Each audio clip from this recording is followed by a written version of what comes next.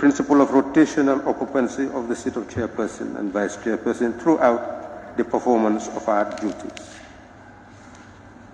The Joint Committee charged the researchers to gather information on public service pension schemes in other jurisdictions for comparative analysis. The Joint Committee drew a list of relevant stakeholders deserving to be consulted due to their experience and professionalism, as well as their exposure in the domain. The Joint Committee met the mover to lay the ground rules for our exercise. It was made clear that the Joint Committee would examine the details of the bill clause by clause, take evidence, and gather proposals for amendments from the relevant stakeholders, share them with the mover for consensus building on any proposed amendment. Such proposed amendments would finally be submitted to the Assembly with the content of the original bill for consideration. Once the ground rules were understood, the Joint Committee invited witnesses to gather evidence and proposals for amendment. This report highlights the mandate and summary of evidence from witnesses. It attaches a consolidated text incorporating the content of the bill as originally presented and the proposed amendments, which would be moved for adoption at the consideration stage. Honorable Speaker, it is important to understand that the mandate is clearly spelled out in Standing Order 69, that we are to identify witnesses, hold proceedings, and gather evidence on the clauses and schedule of the bill, record the opinion of the committee on each clause and schedule of the bill, focusing on any proposed amendment, present amendments in order in which they stand in the bill, present a report comprising a summary of the evidence gathered from the witnesses, the opinions of the committee on the clauses of the bill, and the amendment proposed. Honorable Speaker, we finally decided to also incorporate a final text with minutes and relevant documentary evidence. I will then proceed directly to look at some of the issues that we considered that led to the recommendation that we will be making. Honorable Speaker, the preliminary part 1 of the bill deals with interpretation.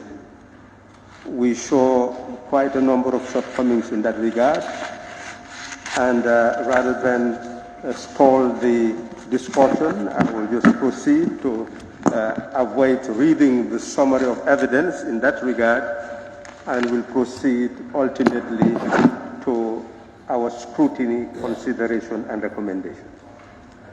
Honorable Speaker, in terms of Clause 3, the application, we've also seen some shortcomings in that regard, and we will proceed to give you some of the evidence we gathered in there, and then submit some recommendations. Part 2, the establishment of administration of and contribution to the public pension scheme. You can see the off there. We've seen that it's not necessarily well placed, and our recommendation is that the offs should be removed. Membership of the scheme, we've seen a particular provision which talks about the Director of Pensions should issue a unique personal identification number to each of the members of the scheme and maintain an updated register of members of the scheme. We've discovered that there's already employment numbers which could be properly utilized. Honorable Speaker, I believe that the summary of evidence would actually be a repetition of what ultimately I will be doing, that is presenting the evidence and the consideration and our recommendation. It is important, though, to guide the members to understand the object of the bill, and then I will proceed directly to what would constitute our consideration clause by clause to fast-track the whole process. Honorable Speaker, we are informed by the mover of the bill that the Pensions Act had been with us since 1950. And that scenario is sufficient to affirm the need for a review of the Act. The Act provides for a contributory pension scheme, a non-contributory pension scheme, where the government provides pension to every public servant who deserves it. What they are recommending is a contributory pension scheme of 5% deduction from the gross emolument of those who are members of the scheme, so that it will form part of their pension. What would be done with that 5% was a major source of debates between the mover and the members of the National. The members of the committee felt that if such a sum is deducted, that it should not be paid into a consolidated fund where the government will rely on it to finance its own expenditures. Rather, it should be submitted to a fund which will enable investment so that ultimately the contributor will make some benefits. We had a very interesting debate, and the mover felt that let's go halfway in the interim as they test their pace and see ultimately what the pension scheme would evolve. But what is clear is that maximum effort was made at a given stage. They had recommended that it will be 1/600 in terms of the calculation. We insisted on 1/400 in terms of the calculation, but ultimately we went midway 1/500. The method of calculation will be found in the schedule ultimately, and what it has done is to make it very easy for any person in the scheme to sit down and calculate by the time you reach pensionable age how much you should actually receive. So that is one objective of this pension scheme, that is to remove the ambiguity and enable pensioners to truly know what their contributions are and what their benefits should be. It is also important to point out that one of the objectives is to increase the earnings of the pensioner. And that was the focus of the committee, to try to assist the mover so that the promises made that the pensioners will increase their earnings would actually be a reality in the Act itself, that the Act must speak that language.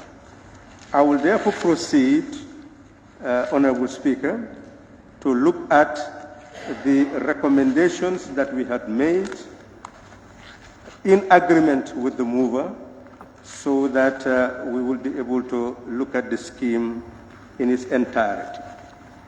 And I therefore move to that scheme itself.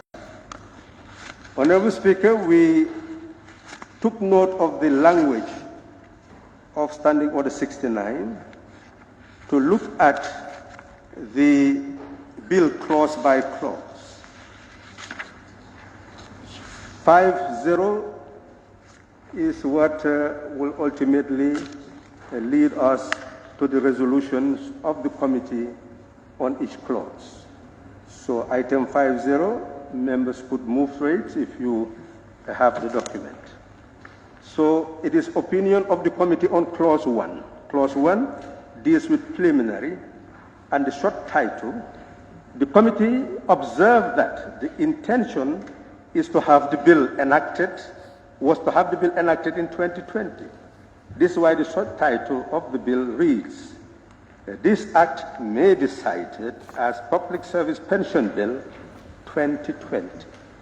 The consideration is that since the bill is to be enacted in 2022, it is considered necessary to amend Clause 1 of the bill, the short title, by removing the year 2020 in the bill and insert the year 2022. And we'll be advising during consideration stage that that stands as part of the bill. We looked at the Clause 2, which deals with interpretation. So the evidence we have gathered is that the Joint Committee could notice that certain terminologies were either not defined or were inadequately defined. We therefore sought to move to their definition or their incorporation in the Act itself. The new terminologies included the definition of account balance, actuarial valuation, commuted pension, complete month, curator, government, interest, pension account, permanent secretary, personal management office, vice president.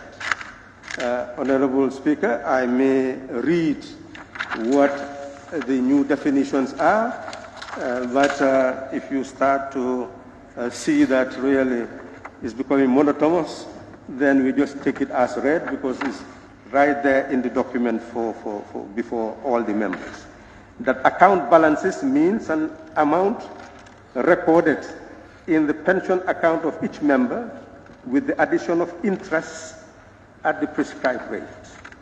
Actuarial valuation means the periodic assessment of the pension schemes regarding contribution income, the cost to the consolidated fund, the public service pension fund, the experience of the benefits payable over the previous 5 years, and the value of the gratuities, early retirement reductions made, and interest and pensions payable.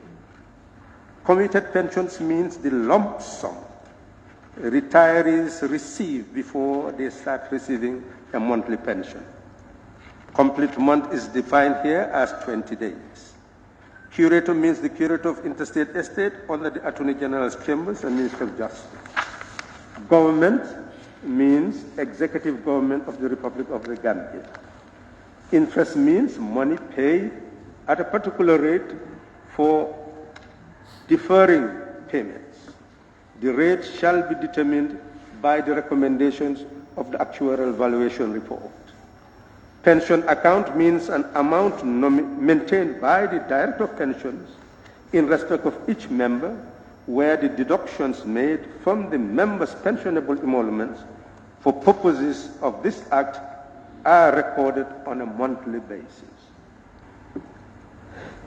Permanent secretary means permanent secretary ministry or permanent secretary of the Personal Management Office. Personal Management Office means the office created under the Public Service Act 1991 to be responsible for policy and administration of pensions and connected matters. Vice President means the Vice President of the Republic of the Gambia, responsible for matters relating to the public service. The terminology is redefined. We looked at actuary in the original Act, and it was restricted to United Kingdom, Canada, United States, Japan, Australia. We did not have any other African or developing country mentioned. So we call for the redefinition so that it will incorporate countries in Africa, and that's why actuary now means a person who is a fellow of the Institute and Faculty of Actuaries in the United Kingdom, Canadian Institute of Actuaries, Society of Actuaries of the United States of America, Institute of Actuaries of Japan, Institute of Actuaries of Australia, Actuarial Society of South Africa, the Actuarial Society of Kenya, Actuarial Society of Ghana, Nigerian Actuarial Society, or a person holding such qualification as the Vice President may, by notice in the Gazette, prescribe. So we expanded the definition. Changed the definition of benefits also means pensions and gratuities paid to the dependents of a deceased member and any other payment made to members or their nominated or determined beneficiaries under this Act. So, Honorable Speaker, I can go on, but this is just simply showing you that we have caused certain redefinitions, and the mover had actually accepted, and we will therefore be proposing that all these changes do stand as part of the bill when we come to the consideration stage. Application. We received evidence that disciplined force, as originally cited in the interpretation clause in defining the meaning of public service, would have excluded the Gambia Armed Forces in their own definition, when in reality the Constitution includes Gambia Armed Forces under the definition of disciplined force.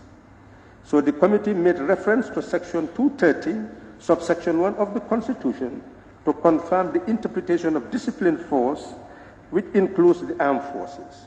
The committee therefore recommended for the clause to be maintained as part of the bill as long as public service is properly defined, not to include the term disciplined force. This was accepted by the mover, and therefore we will be proposing that this change stand as part of the bill. Establishment of the scheme under Clause 4. Part 2 under Clause 4 is sequence, has word in the wrong places of the heading. The committee proposed to delete the word "of" from the heading and maintain Clause 4. Clause 5, membership of the scheme. We took evidence, it was received, that there is an existing employment number given to every employee across the civil service. Hence, there is no need for the Director of Pensions to issue a unique personal identification number as stated in Clause 5. We will therefore be making recommendation for that amendment and for the employment number to be maintained as part of the bill. Clause 6, the funding of the benefits. It was noted that consolidated fund is meant to receive monies raised or received in trust for or on behalf of the government. Monies from public servants could not be in any way classified as government funds and must be paid into another pension account. Secondly, the clause excludes those on probation. Thirdly, the entitlement of the members from government contribution requires an acceptable formula. There was a consensus for the formula to be included as a schedule. The evidence gathered was considered, and the committee proposes amendments to Clause 6 to bring it into conformity with the Constitution, and for the gift benefits to those originally excluded, a formula would form part of the schedule to determine the benefits of members. We'll be proposing this at the consideration stage to stand as part of the bill. Contributions record. The standalone provision was deemed to be a function of the Director of Pensions. It was considered to be an isolated provision that should be aligned to the other provisions. So therefore, Clause 7 is being proposed to be integrated into the areas we deal with the functions of the Director of Pensions. We will be making such proposal in the consideration stage. Clause 8, establishment and functions of the Director of Pension. We had no qualms with that. And Clause 9, particulars of members and nominated beneficiaries. It is receiving evidence that particulars of members with regards to beneficiaries should not be a cumbersome process as provided for in Clause 9 of the bill. And the will of the member should not be susceptible to too many discretionary powers of the Directorate of Pensions. Therefore, the committee considers that we will be recommending what will now stand as part of the bill during the consideration stage to eliminate a cumbersome process. We have no qualm with Clause 10, and we proceed. We have no qualms with Clause 11 or 12, Honorable Speaker. Clause 13, yes, Clause 13 deals with circumstances under which benefits may be granted. We've received evidence that was led that 6 months' notice just to inform the Director of Pension of one's intention to retire was excessive and should be reduced to 3 months' notice. We will be making such proposal when we come to the consideration stage. Termination of service in the public interest.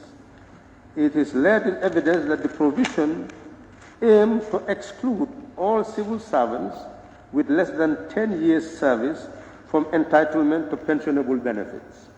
The committee was asked to consider a proposal of reduction to a term of 5 years. A term of 5 years. The committee accepted this and will be making the proposal after consensus was built on this with the mover of the motion. Pensionable Clause 15 deals with pensionable emoluments for the computation of benefits. The provision aimed to reduce pensionable benefits by relying on average emolument for a period of 36 months. The amendment sought to enlarge pensionable income by relying on the last salary of the pensioner.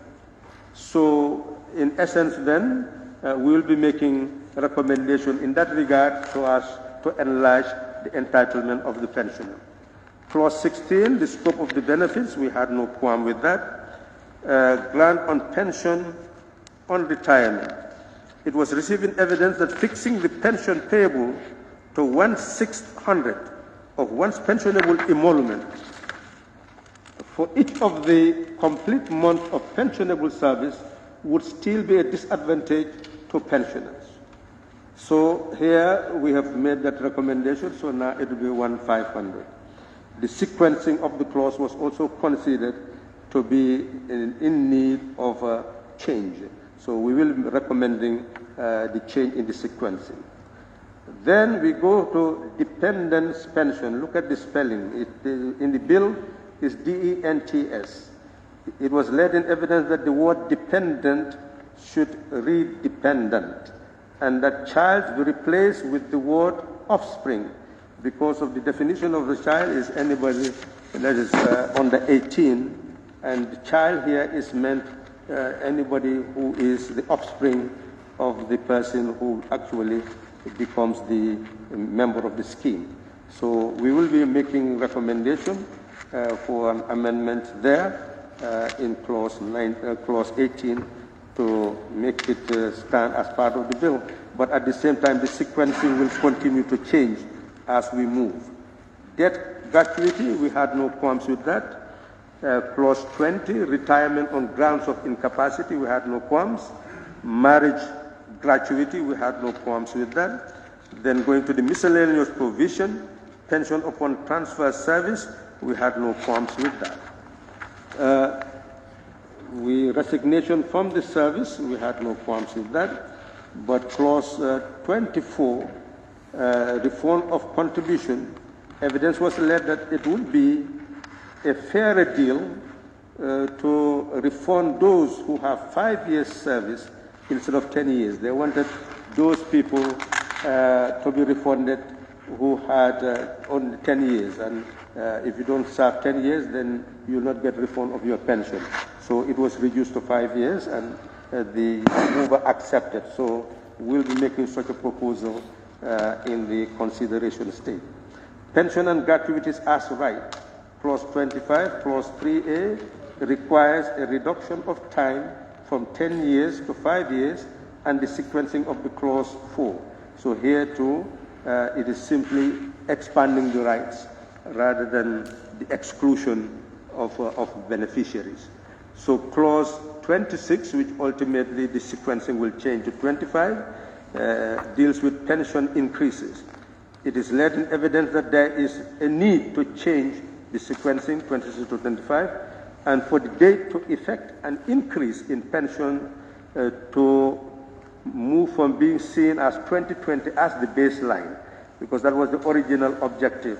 So that baseline will have to change because the bill has been changed from 2020 to 2022. We'll be making such a proposal for amendment at the consideration stage. Vesting of benefits. Evidence was laid to establish the subclause 1 would have to be amended to require pensionable emolument to be remitted to a special pension fund and not the consolidated fund. We have seen that Section 150 deals with government funds or funds given to government in terms of trust to be in the consolidated fund, not any other funds. So a recommendation will be made for that change to have the pension fund rather than the consolidated fund to be the depository of the payment of pensions by the beneficiaries. So we have no qualms with Clause 28 except the sequencing. We have no qualms with Clause 29, that is payment of benefits. Clause 28 deals with minimum and maximum pension. Clause 30, missing member. We do not have any qualms with that. Then we move to Clause 31, non-assignability of benefits. We have no qualms with that. Then Clause 32, circumstances under which benefit may be seized. Clause 32, subsection 3, made it discretionary for payment of benefits to be made after the advice given by an actuary. This is considered to be unfair, and it is recommended that the may in the clause be replaced with shall, because after the actuary has actually done evaluation and make a recommendation that this is what is right, then you cannot say, well, you maybe grant that right. So we are saying we will change that may into shall, so that whatever the actuary recommends, that will be implemented for the benefit of the pensioner. We've looked at Clause 33, benefits. A charge to the consolidated fund is the same thing. That evidence was laid that the consolidated fund for which benefits are to be paid should be replaced with the pension fund. Clause 34, financial year. Evidence was laid to define financial year as provided in the Public Finance Act. Opinion Clause 35, which is the auditing of accounts. Evidence was laid that the provision must be in consonant with the Public Enterprise Act, and we will make that recommendation at the consideration stage. We have no qualms with verification of benefits under Clause 36 and the actuarial verification. Evidence was laid, that is Clause 37, that the dates and designation of the authority responsible for the public service were inaccurate. Subclause 5 also introduced ambiguity in the interpretation of actuarial valuation report. So we will be making a recommendation in that regard for amendment to Clause 37. Clause 38, offenses under the Act, we have no qualms with that. And Clause 39, the regulations, evidence was laid that the authority in charge of the civil service is the Vice President and not a minister. When the bill, the original bill has minister dealing with the civil service. So we are saying that does not exist, so it must be the Vice President, and amendment will take place in that regard. In terms of Clause 40, repeal, it was laid in evidence that the Pension Act, which should be repealed, is not given a date. So we will be giving it a date to make it comply with normal drafting of laws. So savings, clause 41, it was laid in evidence that repeal and savings could be in the same clause. Such recommendation will be made. Honorable Speaker, what we have done, you will see that a clean copy incorporating the original bill and the amendments have actually been prepared by the mover. After all the recommendations were considered and rationalized, we held a meeting to look at the rationalization, and we agreed that the clean copy would actually constitute what the mover will accept as amendment from this National Assembly to a bill she brought to this National Assembly for consideration and passing.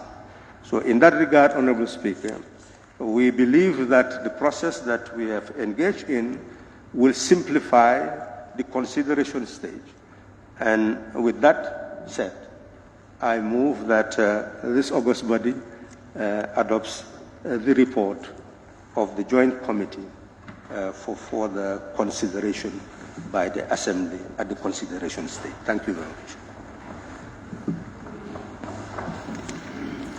Thank you, Honorable Member. Any seconder? Honorable Member for Busumbala.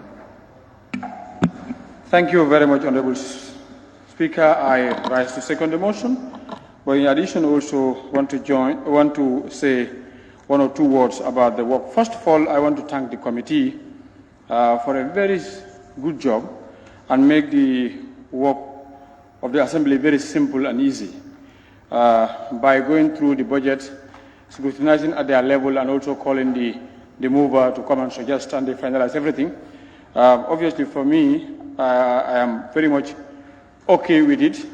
I believe everything now we left to at the consideration stage. But the work for the chambers, the National Assembly, the Joint Committee have done that easy for us. So on that note, I thank them very much. Thank you. I now put the question.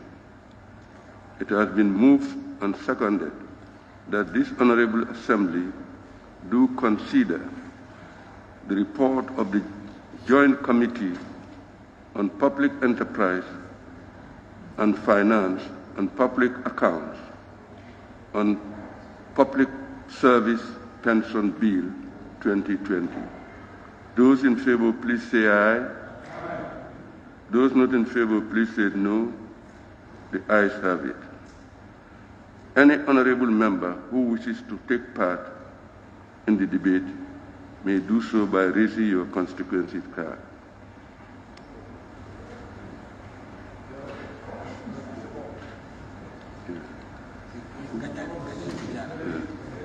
Yes.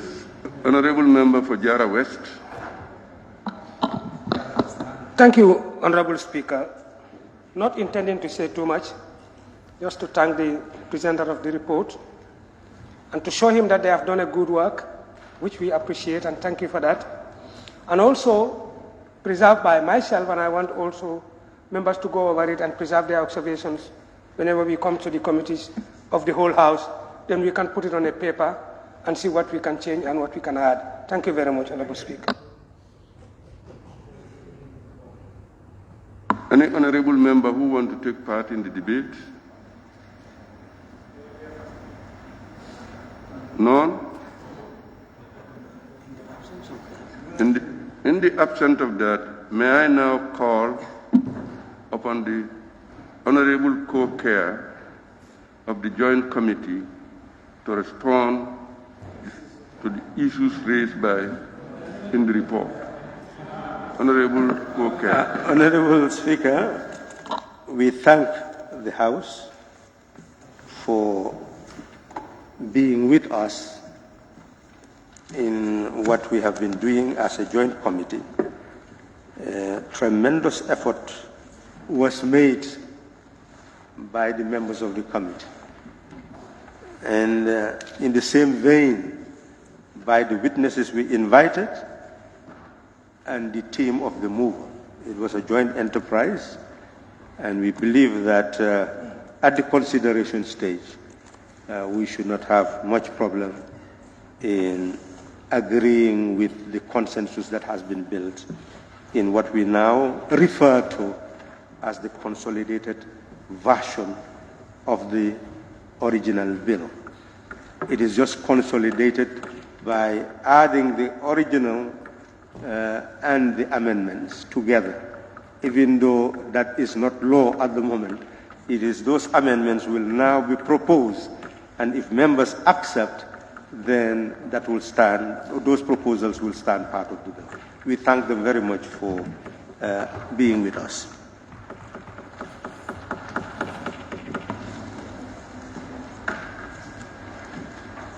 Thank you. I thank everyone, and I now put the question on the report. Be it resolved that this Honorable Assembly do adopt the report of the Joint Committee on Public Enterprise, Finance and Public Accounts on Public Service Pension Bill 2020. Those in favor, please say aye. Those not in favor, please say no. The ayes have it.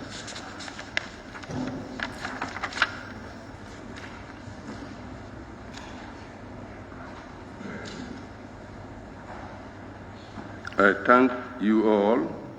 The next stage is consideration stage on the bill. It's now scheduled for 14th of February 2020.